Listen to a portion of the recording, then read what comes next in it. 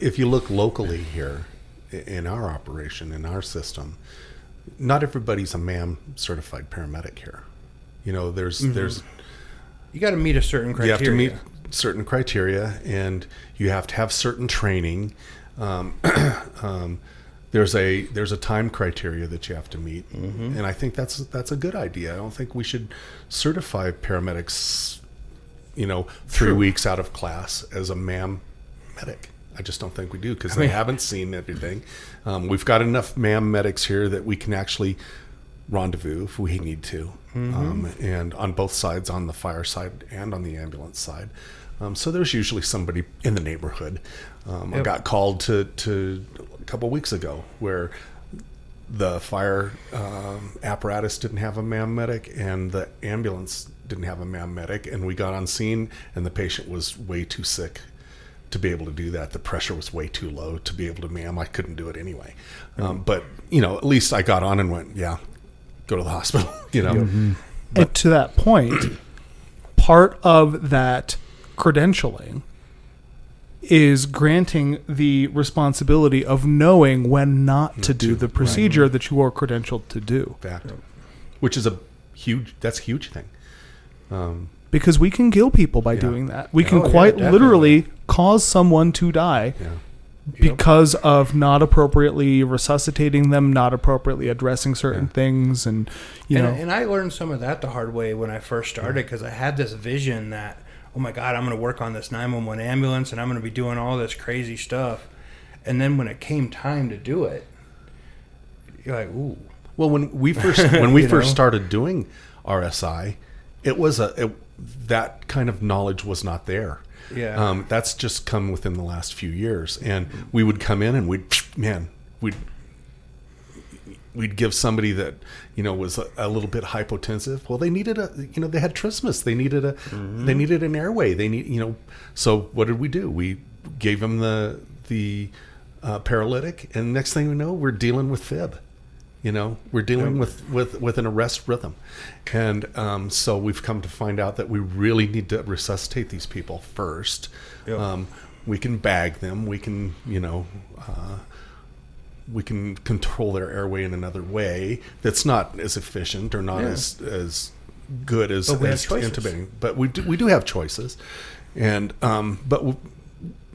it's good that we can innovate, and that we've got the people that can go, these are what the studies say, so on and so forth. And we can learn, thank God. And I have seen a lot of studies lately that they've been putting out to us that I really didn't think would show that evidence. Yeah. But now so it's been really cool. We've really refined that particular procedure. We've really refined it, and it works so much better now, and the outcomes are so much better. Absolutely. That's awesome. The big thing about one of the changes, moving away from the terminology RSI, being rapid, there's nothing rapid about rapid sequence intubation or rapid sequence induction. The only reason that it's called that, at least in my mind, was the speed at which the paralytic agent follows the induction agent. And even then, that shouldn't be truly rapid. For a couple of reasons. You got to first allow time for the induction agent to take effect, because we've come to discover that if we, at least historically looking at what we used to do, we were paralyzing people that weren't fully under general anesthesia. And we used to stack stuff too. We used to give etomidate or Versed or whatever it was. Now we use ketamine, which is so much better. It's so much quicker. But we used to give whatever the induction agent was, and then we would give pre-medication. We'd give lidocaine. We would give atropine. Because we didn't want them salivating all over us.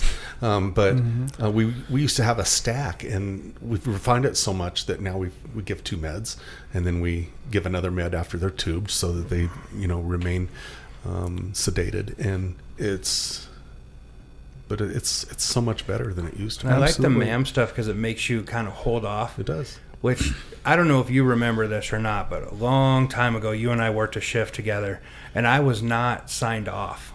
So I was literally just your driver. I remember. And He had to take all the calls. He Damn it. remembers. yeah, he had to take all the calls. But we had this cardiac arrest. Well, I forgot one of the bags. So I ran. It was like 3 stories down, out to the rig, grabbed this big bag. I'm running Man, up I wish the somebody would have stairs, videoed that. and I'm not in the greatest of shape. Might have been breathing a little heavy. But I get back in the apartment, and I'm just...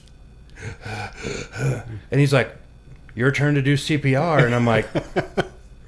He's like, there's no running in EMS. Mm-hmm. And I always remembered that. Because every time you run, You could fall down and get hurt. you're going to forget something. Yeah, you do. Like, you're not going to remember what you came out to get or something. Slow down, calm down, think it through. Yeah. And that was a lesson that I learned a long time ago was there's no running in EMS. I have the same rule in the ER. No speed walking in the ER because you see certain people speed walking through the department to No running. save a couple of seconds. Yeah. And I try to tell people just slow down. No running in the pool There's area. there's no one you need to run for unless Yep. someone just dropped into VTAC in the floor. Then okay, maybe we can start Yeah. CPR on them and run to that person. But 99% of our patients, you need to walk calmly to their room, take a quick second to take a couple deep breaths, be mindful, sit down at their bedside and actually look them in the eyes. We don't have to run around with our hair on fire all shift because Yeah. I would argue that it makes you less efficient if you're speed walking all over the place, not getting any one task done well. And that was one of the things that we talked about when we talked about that case that I'd mentioned before, is that we kind of got cycled into a, man, this guy's really sick. You know, he's got this closed head trauma. He's got trismus. And we all kind of started getting kind of not amped up, but it was just that it was a cycle of, wow, we've really got to get this job done. And so that's one of the issues that caused us to tunnel on each particular task that we were doing instead of an overall view. And I think if you step back, take a breath, and then, you know, do the task at hand, I think that you become much more efficient than if you're not detaching and you're caught up in the moment, you're going to be you're losing your mind just as much as all the patients and the family members, and you have to be above the fray. You have to be detached, I think, to do the job effectively. We used to have a medic that worked here. We called him Mooney, and you know, he'd been a paramedic for a long time, but you know, I remember going on calls with him, and he would spin out of control, and he knew that, and he had a hard time, and he would tell me, he told Pete and I when we were working together, hey, if you see me spinning, he said, just hit me in the shoulder and say, knock it off. And you know, but even that back then, he realized that was not the thing to do. It's And really hard we to had do. a ER physician who's now moved up into the upstairs offices. I know who you're talking about. But he would literally, you know, because we'd come in with our quick report, and we'd just be reading, you know, like no emotion, no nothing. We're just reading our notes, and he would just reach over and take it away and be like, just tell me the story. Right. Yeah.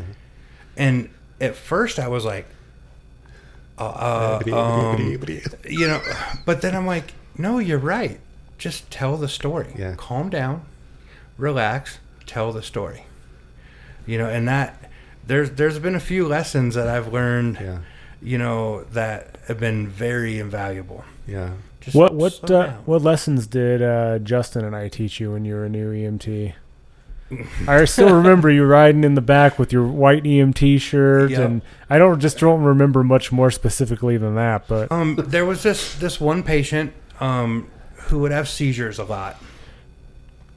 And don't ever tell your patient, well, you didn't pee yourself yet. Because they will. They will. I'm sure you remember which patient that was. vaguely,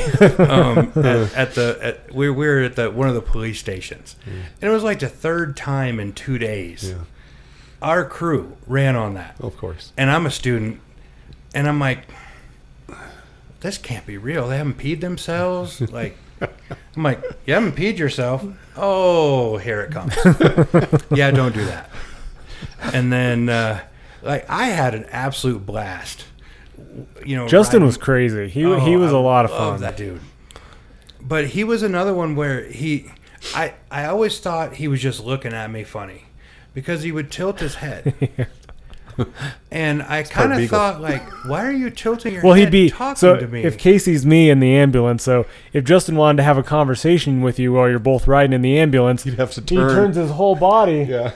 Because he had what, a cervical fusion or something, and birth, but I didn't know. You just thought he was really paying attention to you. Yeah. So we're outside the ambulance, and he's explaining to me. I can't remember what kind of call it was, but he just kept turning his head at me, and I'm like, does this guy not like me, or does he think I'm dumb? Like, why is he turning his head? And then later on in the shift, I started watching. So I asked him, I'm like, did you sleep funny or something? He's like, nope, birth defect from a kid. Yeah. I'm like, oh, all right then. Yeah. That's why we called him Stiffy. Yeah, yeah. Oh, he was man, fun those looking days one were way, so the other way much not so fun. much. But yeah, that was my whole first experience into the 911 company was, I paid for I think I probably did 15 rides. I was gonna say you did a bunch of them. Yeah, in EMT school because I wanted to be good at it. I didn't want to just be one of those people that just showed up to work and did the minimum and got through their day. I really wanted to know what I was doing. Yeah. So I was searching out the people who could teach me the best. Yeah. Well, that was one of the great things about Stiffy is, he's one you want to ride with because he makes the career super fun. He likes having students. He wanted to teach. He was the one that would make or break. Because I think some crews you'll ride with them as an EMT student, and you're like, well, I definitely know I don't want to do this ever again because they're horrible to you. They don't want to have students. They're burned out. Yep. But if you get that crew like me and Justin, you're like, oh, this is a blast. They want to teach. They're good at their jobs, hopefully, and it was a lot of fun. He was one of those guys that was naturally hilarious. Yeah. I mean, without effort. Yep. He would take something and make it so funny, and where did that even come from? Yep. Everyone thought they were his best friend. Yeah. Because he was just very charismatic and likable, and because I rode with a few crews. Because I didn't want to ride with my buddy who got me into school and everything because we were just buddies. We rode motorcycles together. We did, and even though he was a field training officer and everything, I wanted a completely different experience. So I really great medic, by the way. Yeah, but teaching me did not work. Yeah, because we were too close. Yeah. Yeah. So I think it was like $10.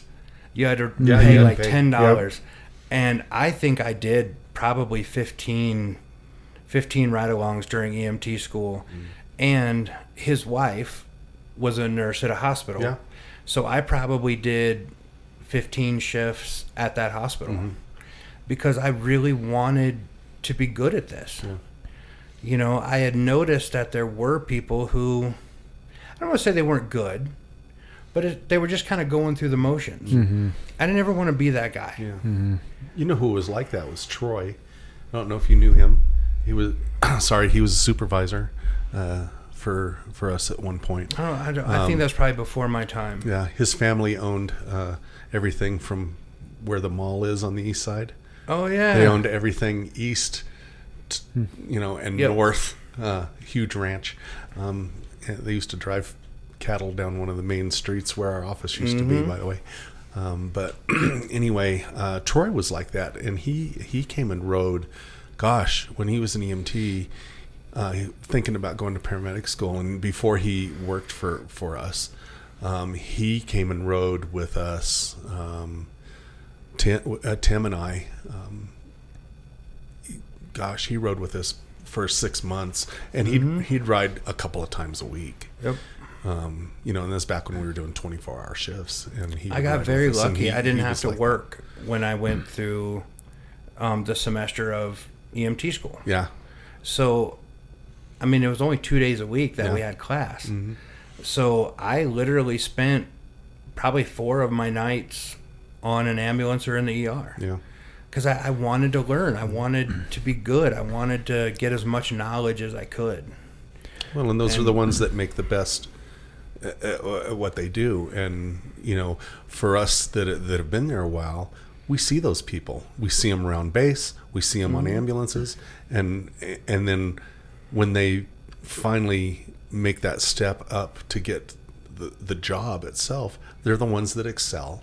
They're the ones that have an easier time at whatever is thrown to them, because they do want it. Because you have to love this job. Yeah, you do. Because we don't. People think we get all of this recognition and thanks and all of this crazy. We get free food wherever we go and everything. We don't. Yeah. We work long, hard hours, and it's hard on our families. The stuff that we see in this job will, if you're not careful, it'll. And you guys have covered this a ton of times on this podcast about how emotionally and draining and everything this job can be. We all, to a certain extent, anyone who has worked in the out-of-hospital setting, or I would argue even in the emergency department, we all have a certain level of PTSD. It's and it doesn't speak better of any one group or worse of any other as to how we manage that, because everyone is different, and some of us have those preceptors, training officers, attending physician mentors, so on and so forth, that can instill certain protective mechanisms within our training. But some people's brains just don't work that way. Right. And so seeing what we do regularly and experiencing those emotions takes its toll. And everybody's are different. Exactly. Like a lot of people, I hate the question, what's the worst thing you've seen? Absolutely. You don't want to know that. But what affects me may not affect you. Right. Like I can work the traumas and things like that, and they bug me. When you see some of it. But old people, they get to me so bad. When nobody's checking on them and they don't have families and everything else, that kicks my PTSD up worse than running cardiac arrest. Like everybody's different. And my way of dealing with it is different than yours. We're all just different in how we react to it. We've talked about that at length here, and we were just talking about it upstairs, about how it is different. It's what trips your trigger doesn't trip mine. We've discussed this before. Matt and I, and I brought up this before. We were doing we were doing paramedic refresher, and we had somebody that was in there talking about resiliency training, and that was new. We never talked about that much, and this gal was she was a psychologist and stuff, very informative, but she was talking heavily about PTSD, and I was sitting next to Matt and going, oh, that doesn't bother me. That doesn't bother me. That doesn't bother me.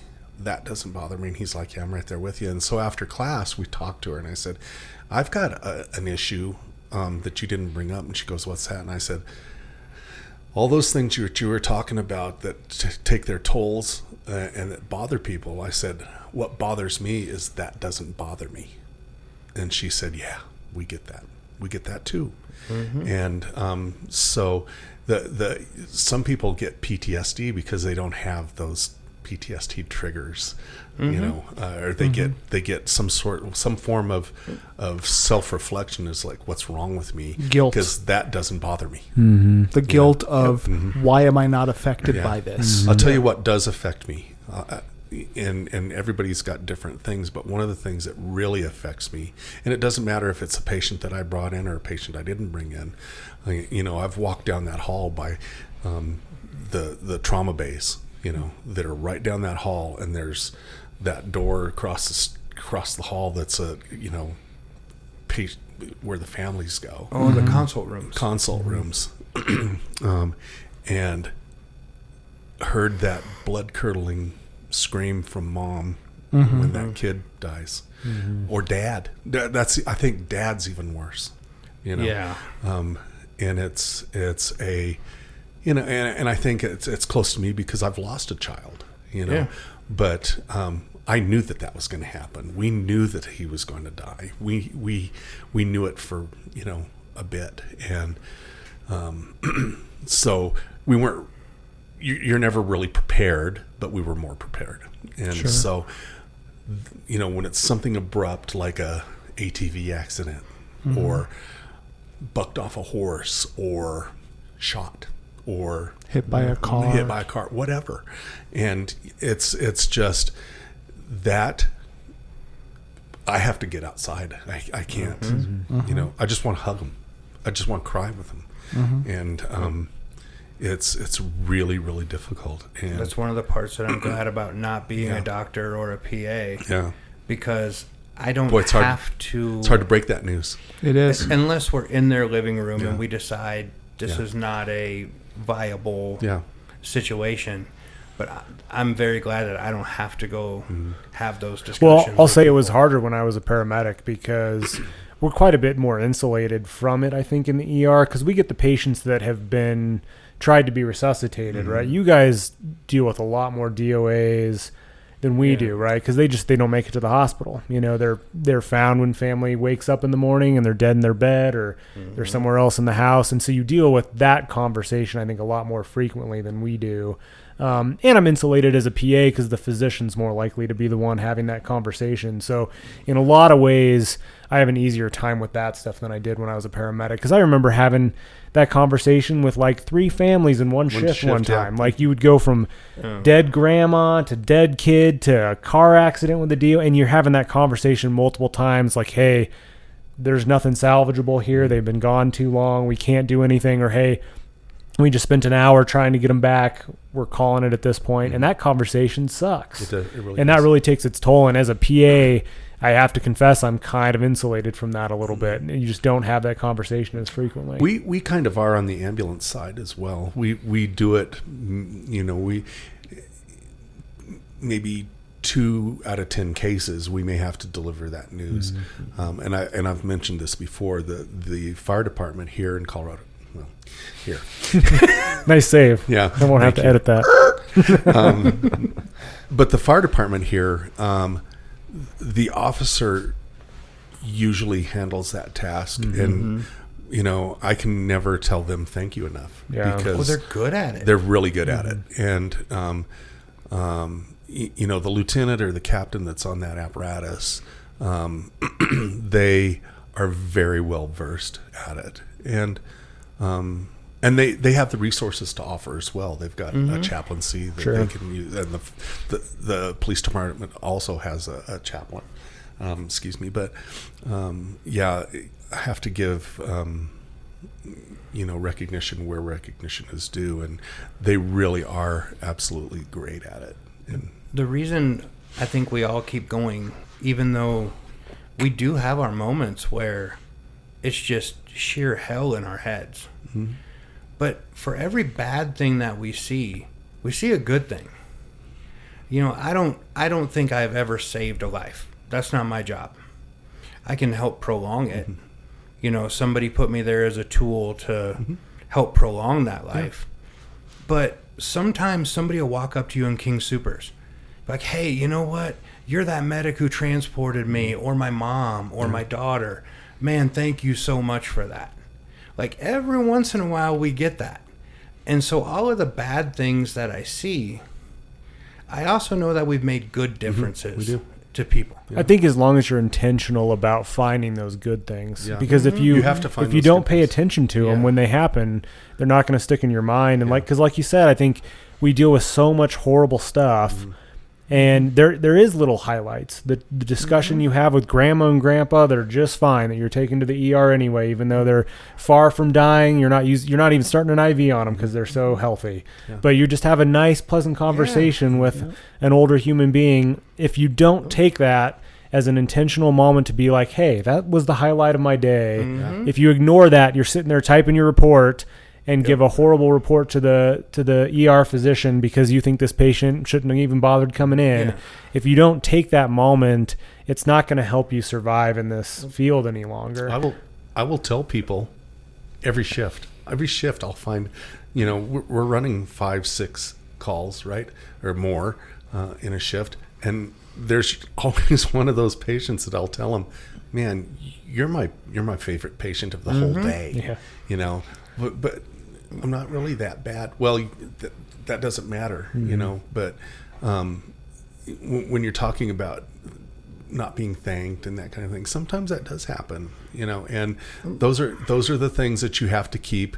That helps your PTSD, right? Yeah. It helps we talked about locking things in boxes before, and everybody's got to lock stuff away. And sometimes you need to take those things back out of those boxes and reevaluate the bad things, or you have to take those things out of the boxes when you need them. That you why am I doing this job? Oh yeah, I remember this one call. I had a guy.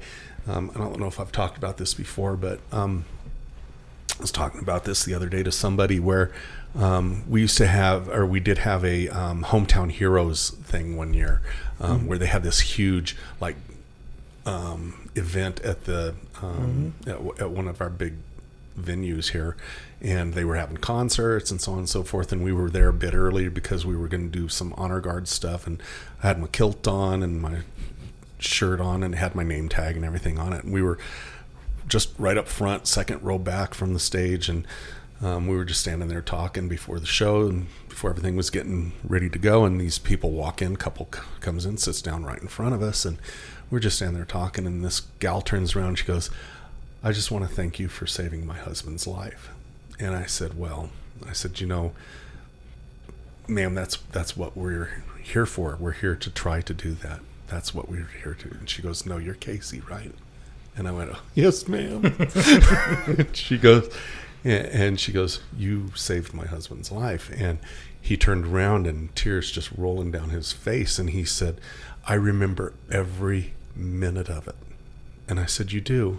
I said, I don't recognize you. I'm sorry. I said, could you please tell me about the call? And he said, I was having bad chest pain, and you guys determined that I was having a heart attack, and we went to one of the hospitals. And he goes, I remember the fire paramedic going, oh, you're going into, he's going into VFib or VTAC or whatever it was. But he goes, I remember somebody saying, we got to get him inside. And I remember you saying, nope, we're working him right here. And he said, the next thing I knew is I woke up in the ER. And he goes, but I remember you saying, no, we're staying right here. We're going to do it here. And he goes, and you did. He goes, I don't know exactly what you did, but I do remember him because we intubated him. We, gave him the meds that we needed to give. We shocked him and so on and so forth. And we got a rhythm back and took him inside.